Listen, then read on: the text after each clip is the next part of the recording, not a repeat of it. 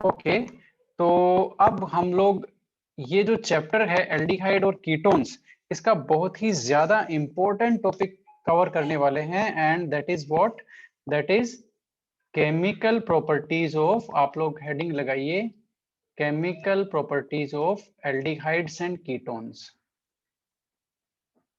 Aldehydes and ketones. और इसमें हम लोग एक बहुत ही ज्यादा इंपॉर्टेंट केमिकल रिएक्शन पढ़ने वाले हैं। जैसे चैप्टर नंबर 10 में हेलो एल्केन वाले में हमने सब्स्टिट्यूशन न्यूक्लियोफिलिक रिएक्शन पढ़ी थी, वैसे ही यहाँ पर भी हम ये जो कार्बोनिल ग्रुप है इसकी एक कैरेक्टरिस्टिक रिएक्शन है जिसकी बहुत ज्यादा एप्लीकेशन है, वो हम लोग यहाँ डिस्कस करने वाले हैं।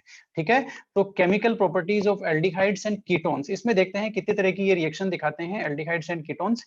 आप लोग लगाइए, सबसे पहली इनकी रिएक्शन है न्यूक्लियोफिलिक एडिशन रिएक्शन, इसको हम लोग पढ़ेंगे nucleophilic addition reaction. Number 2 number 2 में हम लोग लेंगे रिडक्शन रिएक्शन ऑफ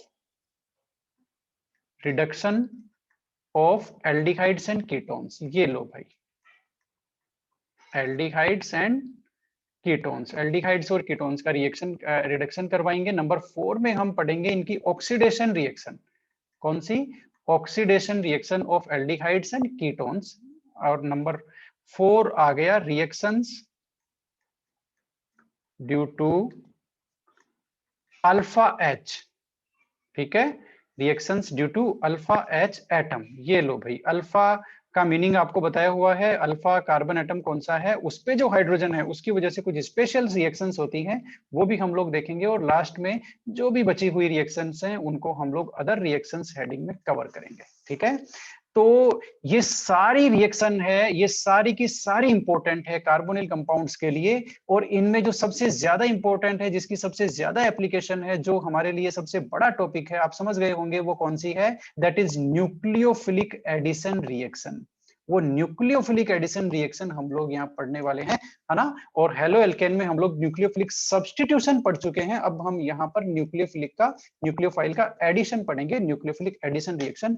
आप लोग हेडिंग लगाइए आराम से, बड़ा बड़ा हेडिंग लगाइए, nucleophilic addition reaction, nucleophilic addition reaction. ये लो भाई, है ना। तो ये जो न्यूक्लियोफिलिक एडिशन रिएक्शन है ये कैरेक्टरिस्टिक रिएक्शन है। क्या है, कैरेक्टरिस्टिक रिएक्शन है किसकी, एल्डिहाइड और कीटोन की, characteristic reaction of aldehyde and कौन सा, कीटोन्स, इनकी कैरेक्टरिस्टिक रिएक्शन है। ठीक है, तो न्यूक्लियोफिलिक एडिशन रिएक्शन कैसे होती है अब आप देखते जाइए, हम देखते हैं इसके स्टेप्स क्या होते हैं और इसकी मैकेनिज्म क्या होती है, ये हम देखते हैं न्यूक्लियोफिलिक एडिशन रिएक्शन के मैकेनिज्म। तो मैकेनिज्म में इसमें होते हैं 2 स्टेप। ठीक है, 2 स्टेप्स होते हैं। सबसे पहला स्टेप हम लोग लेते हैं, आप उसको समझिएगा ध्यान से। ठीक है, सबसे पहला स्टेप हम लोग लेते हैं और यही मैं आपको बताने वाला हूं कि क्यों ये जो एल्डिहाइड्स और कीटोन्स है वो न्यूक्लियोफिलिक एडिशन रिएक्शन देते हैं। तो सबसे पहला स्टेप आप लिखिए, सबसे पहला स्टेप आप लिखिए, attack of nucleophile to carbonyl carbon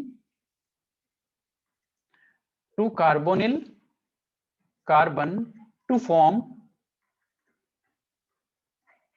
tetrahedral, लिखिए, टू फॉर्म टेट्राहेड्रल इंटरमीडिएट। ये लो भाई, टेट्राहेड्रल इंटरमीडिएट बनता है पहली स्टेप में और न्यूक्लियोफाइल अटैक करता है कार्बोनिल कार्बन पर। अब ये स्टेप कैसे होती है उसको आप अच्छी तरह से देखिए और समझिए, स्क्रीन पे अपना कंसंट्रेशन ले आइए पूरा का पूरा।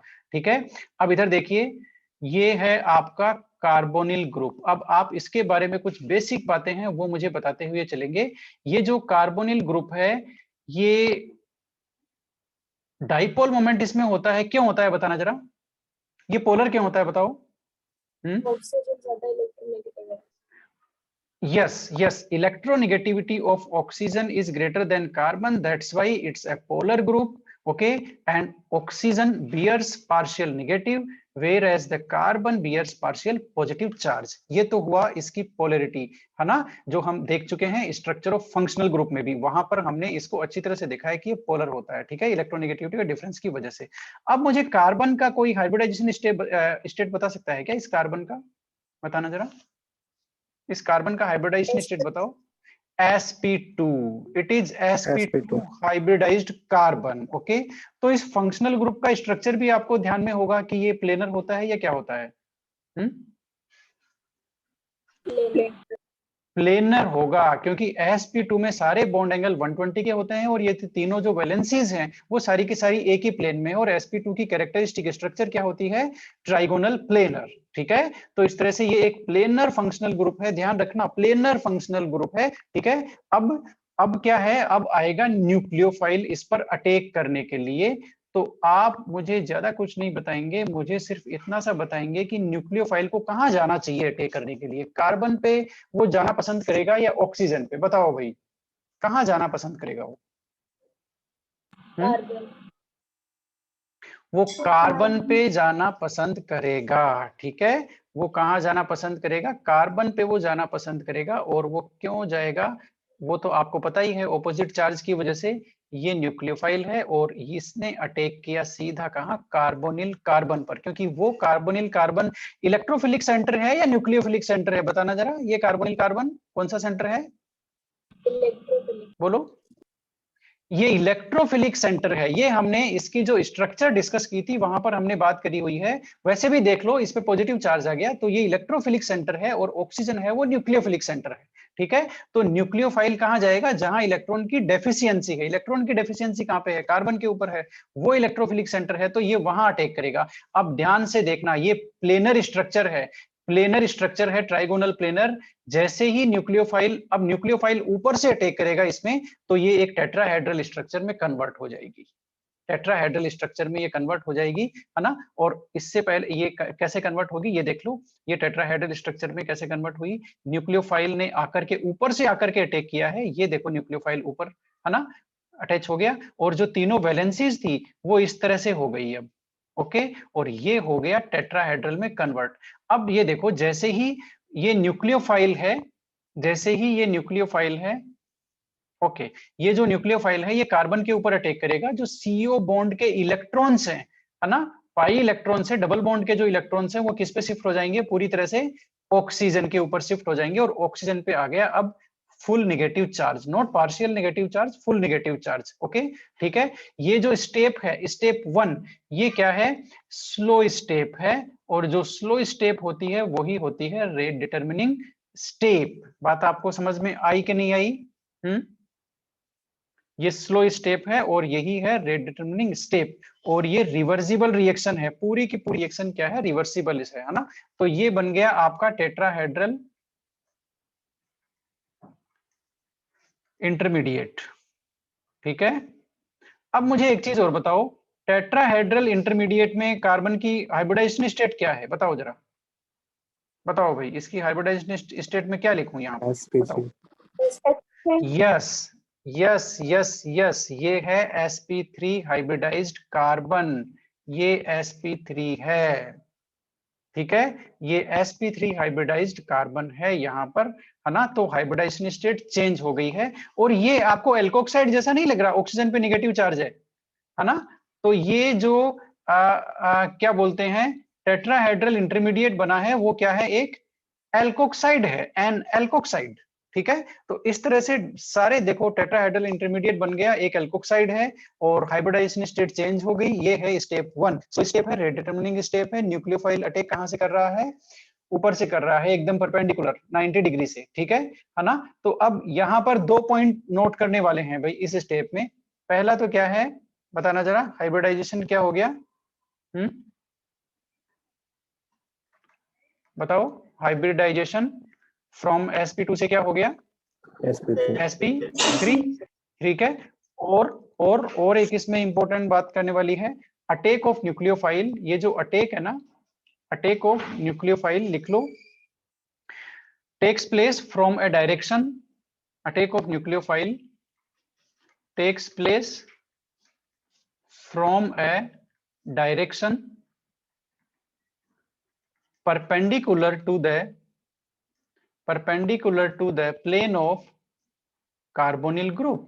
ये लो भाई, ये जो ग्रुप है ना, इसके प्लेन के परपेंडिकुलर डायरेक्शन से, यानी कि ऑलमोस्ट 90 डिग्री से, यानी कि वो एकदम प्लेनर स्ट्रक्चर है ना, तो एकदम ऊपर से आकर के वो अटैक करता है, ठीक है, जिसकी वजह से वो जो ट्राइगोनल प्लेनर स्ट्रक्चर थी वो किस में कन्वर्ट हो गई, टेट्राहेड्रल में। तो ये दो इंपॉर्टेंट पॉइंट्स हैं, ठीक है। और रिवर्सिबल, तो ये ओवरऑल रिएक्शन रिवर्सिबल रिएक्शन है। अब स्टेप 2 लेते हैं, ये जो टेट्राहेड्रल इंटरमीडिएट बना, इसका हुआ क्या, इसका क्या हुआ ये देखते हैं, ठीक है। तो पहले ये बना लेते हैं टेट्राहेड्रल इंटरमीडिएट, ये लो, ऑक्सीजन पे नेगेटिव चार्ज, दो वैलेंसीज, ऐसे की ऐसे, ये हमारा टेट्राहेड्रल इंटरमीडिएट हो गया। अब ये जो टेट्राहेड्रल, अच्छा स्टेप 2 लिख लेते हैं, इससे पहले आप लोग लिख लो स्टेप 2, ठीक है। स्टेप 2 क्या है वो लिख लो, वो है टेट्राहेड्रल इंटरमीडिएट, लिख लो tetrahedral intermediate captures 1 proton, captures 1 proton from reaction medium,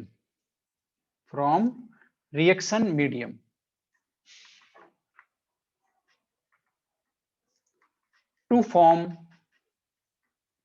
addition product. ये लो भाई, एडिशन प्रोडक्ट हो जाता है और वहां से रिएक्शन मीडियम से एक प्रोटॉन ये ले लेता है, ठीक है। तो इसलिए हम इसको थोड़ा सा नीचे ले आते हैं, यहां से इस तरह से ड्रैग करके, ये लो, ठीक है, और इसको भी ये लो, हो गया, ओके। तो अब सेकंड स्टेप में ये जो टेट्राहेड्रल इंटरमीडिएट बना है, इसने एक प्रोटॉन ले लिया, रिएक्शन मीडियम से प्रोटॉन ले लिया, ये स्टेप है फास्ट।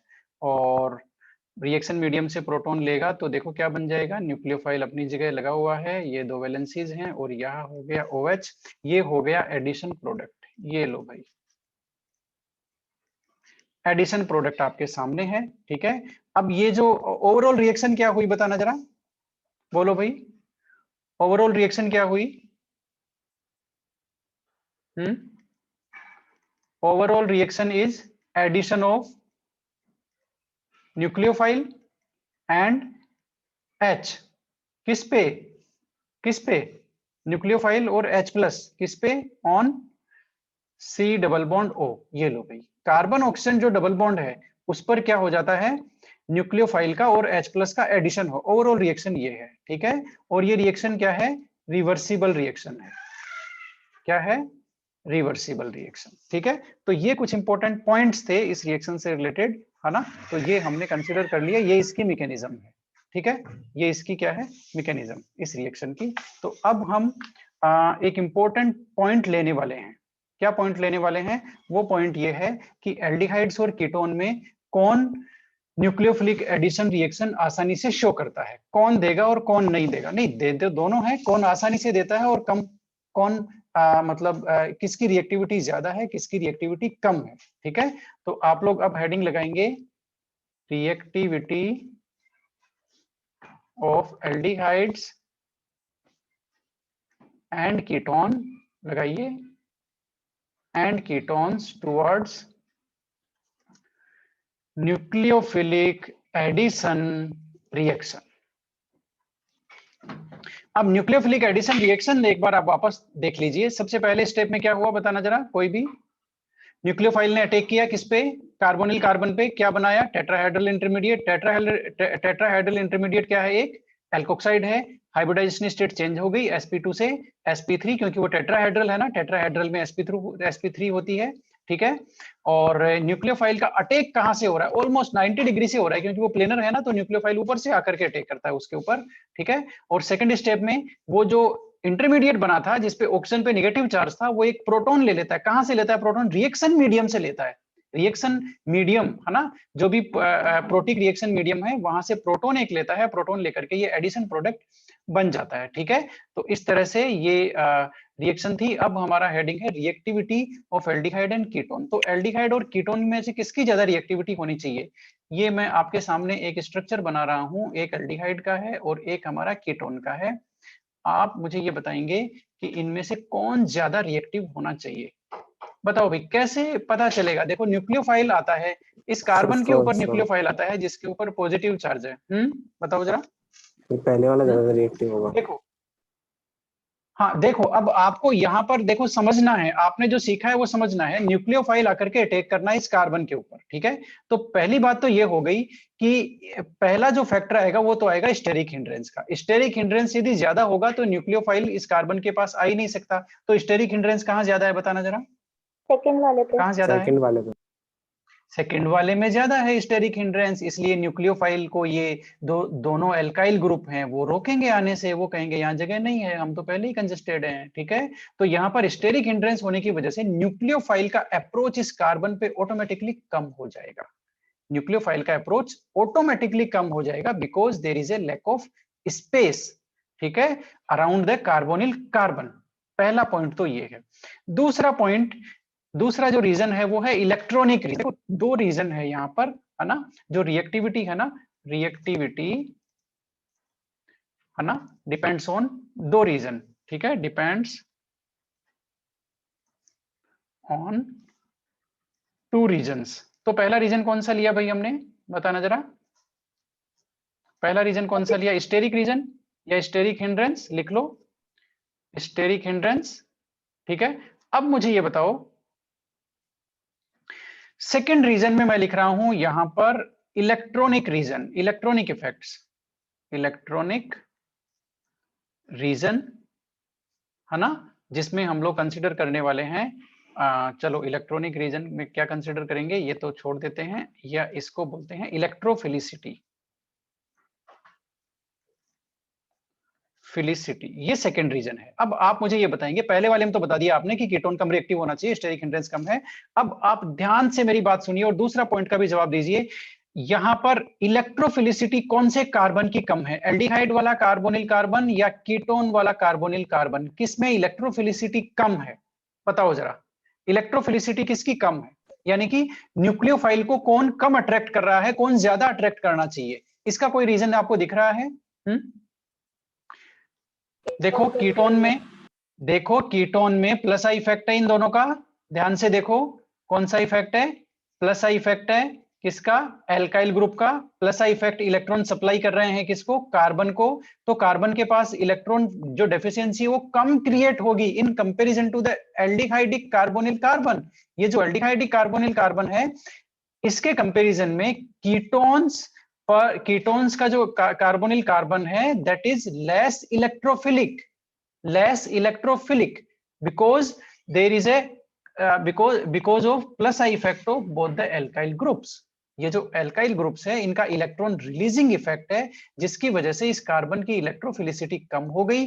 तो ये न्यूक्लियोफाइल को कम, इसको न्यूक्लियोफाइल को इनवाइट करने की इसकी टेंडेंसी कम हो गई, क्योंकि जितनी ज्यादा इलेक्ट्रॉन डेफिशिएंसी होगी है ना उतना ज्यादा क्या होगा, ये इलेक्ट्रोफिलिक ज्यादा होगा तो न्यूक्लियोफाइल को ज्यादा अट्रैक्ट करेगा। अभी क्या है, इसको इलेक्ट्रॉन मिल रहे हैं दोनों एल्काइल ग्रुप से, तो इसकी न्यूक्लियोफाइल को अट्रैक्ट करने की कैपेसिटी कम हो गई, हम बोल सकते हैं इसकी इलेक्ट्रोफिलिसिटी कम हो गई, that's why it is lesser reactive than aldehyde. तो हमारा कंक्लूजन मिल गया आपको, क्या कंक्लूजन मिला बताना जरा, लिख लो, एल्डिहाइड्स आर मोर रिएक्टिव, फटाफट लिखो, aldehydes are more reactive, more reactive than ketones towards nucleophilic addition reaction, ठीक है, न्यूक्लियोफिलिक एडिशन रिएक्शन, है ना। अच्छा, इस रिएक्शन में आपको ये पता चल गया कि ये एडिशन रिएक्शन क्यों है, क्योंकि यहां पर केवल एडिशन ही हो रहा है, ठीक है, न्यूक्लियोफाइल का और H प्लस का क्या हो रहा है, एडिशन हो रहा है C डबल बॉन्ड O पर, है ना, लास्ट वाला पॉइंट हमने लिया है ना, overall reaction is addition of nucleophile and H plus ion, ठीक है। तो और तो ये एडिशन रिएक्शन है। न्यूक्लियोफिलिक एडिशन क्यों बोलते हैं, क्योंकि रिएक्शन किसने स्टार्ट करी है, न्यूक्लियोफाइल ने स्टार्ट करी है, वो आके अटैक करता है, इसलिए क्या हो गई ये न्यूक्लियोफिलिक एडिशन रिएक्शन, ठीक है। तो ये दो रीजन हो गए, कंक्लूजन हमें पता चल गया, ठीक है। तो अब इनका एक्सप्लेनेशन कैसे लिख सकते हैं आप लोग, इसका एक्सप्लेनेशन कैसे लिखेंगे, स्टेरिक हिंड्रेंस का लिख लो फटाफट।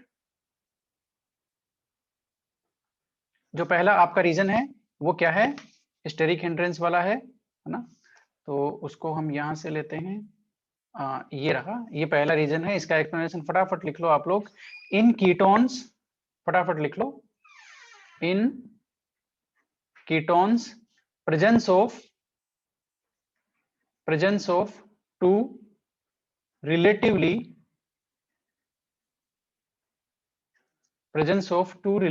large substituents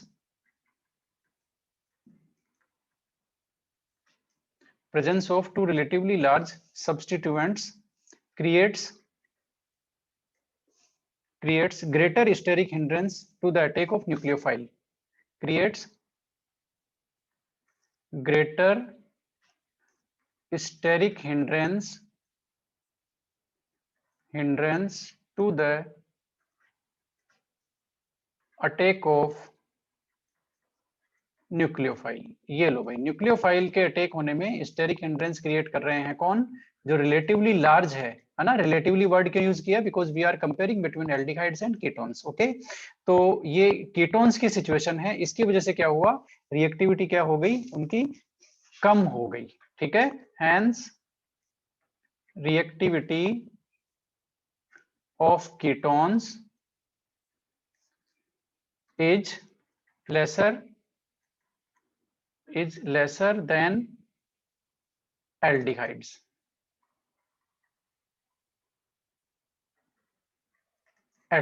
ठीक है, तो हम यहां पर क्या लिख सकते हैं?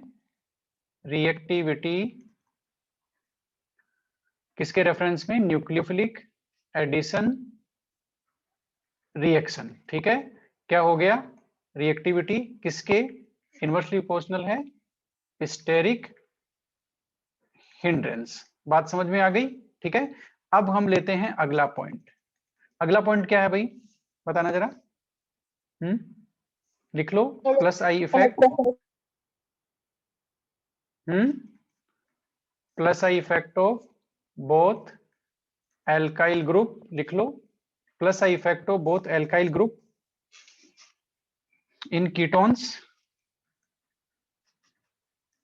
decreases the electrophilicity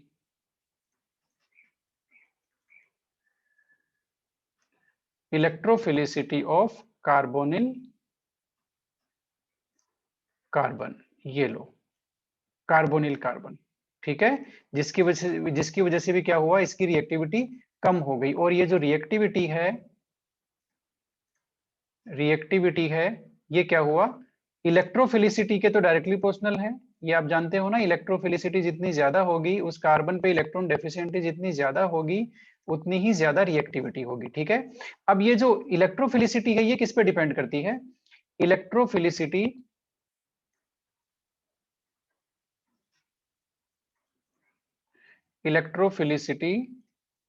ये किस पे डिपेंड करती है? ये इनवर्सली प्रोपोर्शनल होती है प्लस आई इफेक्ट। ठीक है, और डायरेक्टली प्रोपोर्शनल होती है माइनस आई इफेक्ट। ये लो भाई, इलेक्ट्रॉन विड्रॉइंग जिनको बोलते हैं, इलेक्ट्रॉन विड्रॉइंग ग्रुप यदि होंगे तो इलेक्ट्रोफिलिसिटी क्या होगी? ज्यादा होगी। ठीक है, और इलेक्ट्रॉन डोनेटिंग ग्रुप होंगे, है ना, तो इलेक्ट्रोफिलिसिटी क्या होगी? कम होगी। प्लस आई इफेक्ट, या फिर हम लोग लिख सकते हैं ईडीजी, इलेक्ट्रॉन डोनेटिंग ग्रुप। ठीक है, तो अब आपको कारण सारा स्टोरी सारी समझ में आई। कौन ज्यादा रिएक्टिव है बताना जरा? एल्डिहाइड के कीटोन?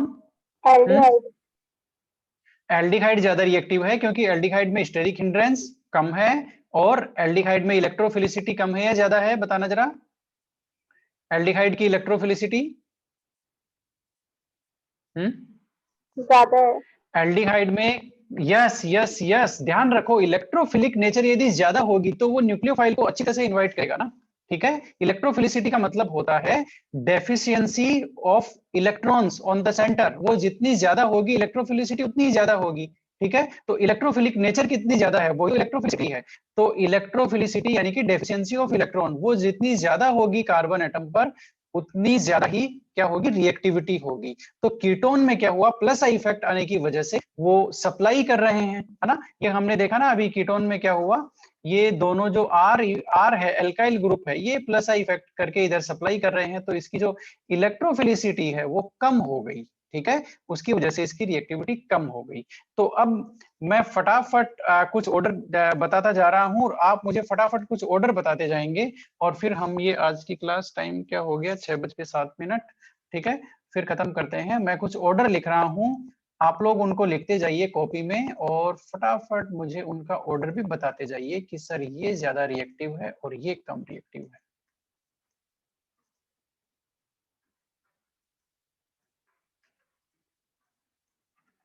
ये लो बताओ भाई, इनमें से नंबर 1, नंबर 2, नंबर 3 बताओ।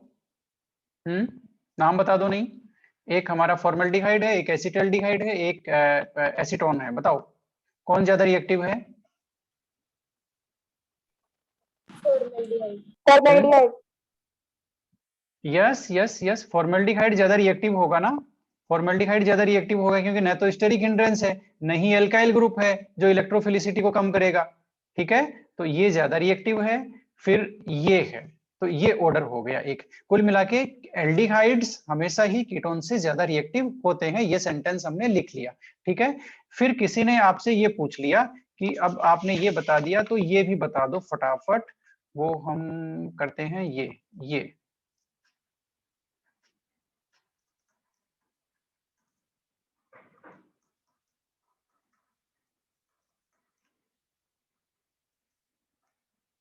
और एक आपका आ गया बेंजोफिनॉन। ये लो भाई, बताओ बताओ रिएक्टिविटी बताओ। First one. श्रेया जुड़ी हुई है क्या? श्रेया जुड़ी हुई है? Shreya, yes sir. हाँ बताओ रिएक्टिविटी किसकी ज्यादा होगी किसकी कम होगी? फर्स्ट वाले की होगी सर ज्यादा। तो सबसे पहले की ज्यादा हाँ होगी। हाँ, यस यस यस, यहाँ भी वही ऑर्डर आ जाएगा है ना। ज्यादा कुछ नहीं है, स्टेरिक हिंड्रेंस वाला अप्लाई कर दोगे तो ही हो जाएगा, है ना। फिर प्रॉब्लम देखो आगे आ गई, प्रॉब्लम आगे आ गई। किसी ने आपसे ये पूछ लिया कि चलो आपको इतना आता है तो आप ये बता दो, फिर ये बता दो आप।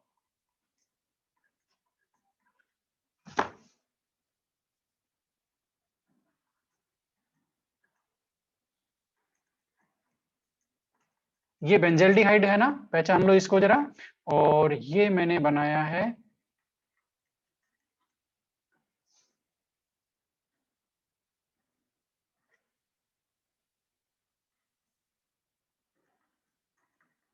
ये लो भाई, ये एक तो प्रोपेनेल है और एक वो बेंजल्डिहाइड है। एक एरोमेटिक एल्डिहाइड है, एक एलिफेटिक एल्डिहाइड है। बताओ भाई फटाफट बताओ किसकी ज्यादा किसकी कम। यहाँ पर क्या करोगे बताओ? प्रोपेनल की ज्यादा होगी। यहाँ पर क्या करोगे? किसकी? प्रोपेनेल की ज्यादा होगी। क्यों? क्यों हिंड्रेंस भी क्यों ज्यादा कम है। होगी प्रोपेनेल की? हिंड्रेंस भी कम है, मान सकते हैं मान सकते हैं, लेकिन यहाँ पर हिंड्रेंस वाला जो पॉइंट है उसके उसके अलावा एक दूसरा पॉइंट है जो ज्यादा स्ट्रोंगर है, that is more responsible point, more responsible reason. Sir aromatic ring उसको इलेक्ट्रॉन दे रही है। देखो नहीं, हाँ ये कह सकते हैं, यस यस। इधर देखो, रेजोनेंस सर यहाँ पर क्या हुआ, यहाँ पे रेजोनेंस आएगा, यहाँ पे रेजोनेंस आएगा। ठीक है, ये देखो ये है ना। अब यहाँ पर क्या हुआ, ये जो बेंजीन रिंग का डबल बॉन्ड है और सीओ डबल बॉन्ड है, ये रेजोनेंस में आ गए, कंजुगेशन में आ गए, अल्टरनेट पोजीशन पे है इसलिए कंजुगेशन में आ जाएंगे। और स्ट्रक्चर कैसी हो जाएगी, ये इलेक्ट्रॉन इस पे शिफ्ट हो जाएगा।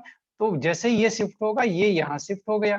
ठीक है ना। उसके बाद में जैसे ही वो वहां शिफ्ट होगा वैसे ही ये यहाँ शिफ्ट हो गया, या कैसे भी कर दो। ठीक है, तो ये चलो एक रेजोनेटिंग स्ट्रक्चर ही बनाते हैं, इसकी ज्यादा नहीं बनाते हैं। ये लो, ये हो गया, ये भी हो गया, और ये कार्बन। अब देखो ये सिंगल बॉन्ड हो गया, ऑक्सीजन पे आ गया नेगेटिव चार्ज। ध्यान से देखो, ये हाइड्रोजन ऐसे की ऐसे है, इसके अलावा यहाँ अब आ गया डबल बॉन्ड। ध्यान से देखो, और यहाँ एक डबल बॉन्ड ऐसे की ऐसे है, ये डबल बॉन्ड ऐसे की ऐसे है, यहाँ आ गया पॉजिटिव चार्ज। इतना हो गया।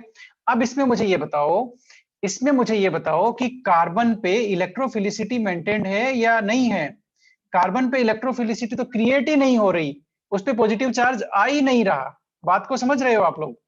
तो ये जो रेजोनेंस ने क्या कर दिया, रेजोनेंस ने क्या किया भाई, इलेक्ट्रोफिलिसिटी को कम कर दिया कि ज्यादा कर दिया? बताना जरा। कम कर दिया।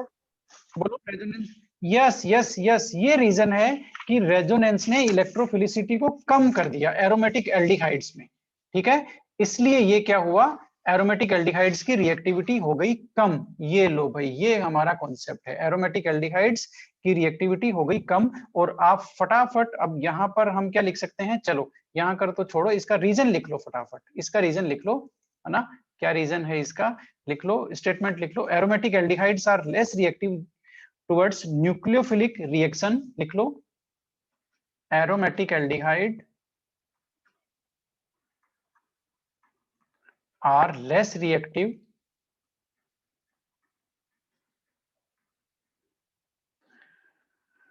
towards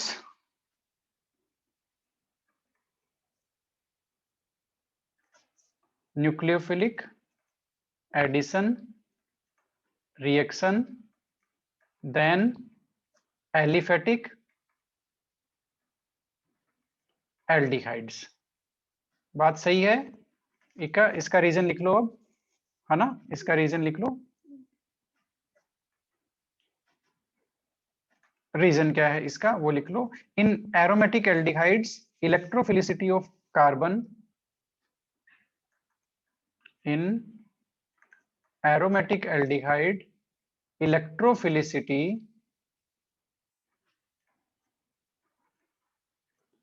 of carbonyl carbon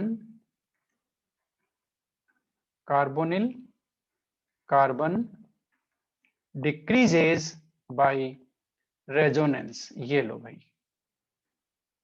resonance से वो जो इलेक्ट्रोफिलिसिटी है कार्बोनिल कार्बन पर वो डिक्रीज हो गई, इसलिए इनकी रिएक्टिविटी कम हो गई।